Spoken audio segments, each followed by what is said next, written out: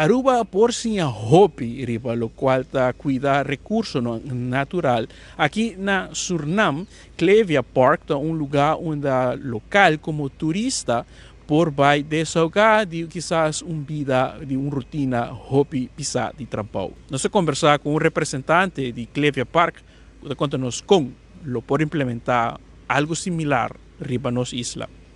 Nou, Clevia Park is eigenlijk een infotainmentpark dat zich focust op natuur en cultuur. En we streven ernaar om de mensen of de gasten hier te informeren en te leren over gezondheid.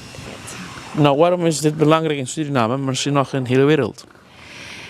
Ja, dus het is eigenlijk over de hele wereld dat er nu dus een sustainable milieu, ik zal niet zeggen probleem is, maar we merken het in ieder geval wel.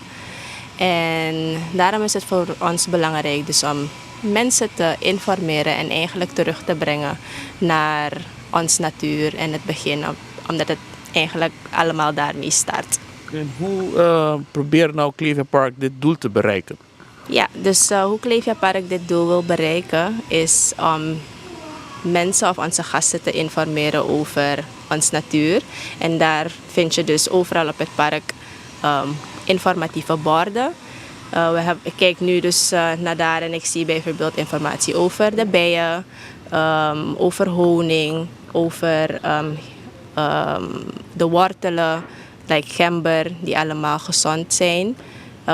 En wat voor stoffen ze erin hebben. Verder hebben we dus ook nog afgelopen zondag onze Wildlife Center geopend. En daar vind je dus allemaal informatie over wildlife in Suriname.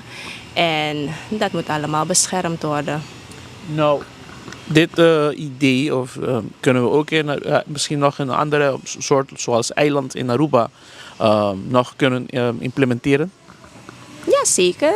Ik denk all over the world dat dat geïmplementeerd moet worden. Mensen moeten dus bewust zijn over hun milieu en hun omgeving. En om dat ook een beetje te reserveren.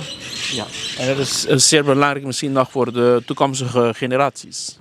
Ja, omdat wij hier leven en als we dit allemaal zeg maar breken, dan is er voor onze toekomstige generaties niets meer over. Zal het waarschijnlijk mogelijk zijn omdat Clevia Park nog een soort technische bijstand kan verlenen aan Aruba om misschien nog zo'n natuurpark op het eiland te kunnen inrichten?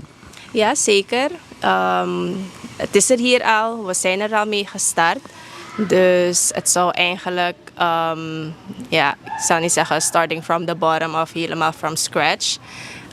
Dus het zou zeker een goede samenwerking zijn om een Clevia Park op Aruba op te zetten. Om daar ook de mensen te informeren. Nou, en natuurlijk is het ook mogelijk dat gewoon Arubanen hier even, als ze nog Suriname komen bezoeken, dat jullie Clevia Park ook kunnen even langs meekomen. Ja, tuurlijk.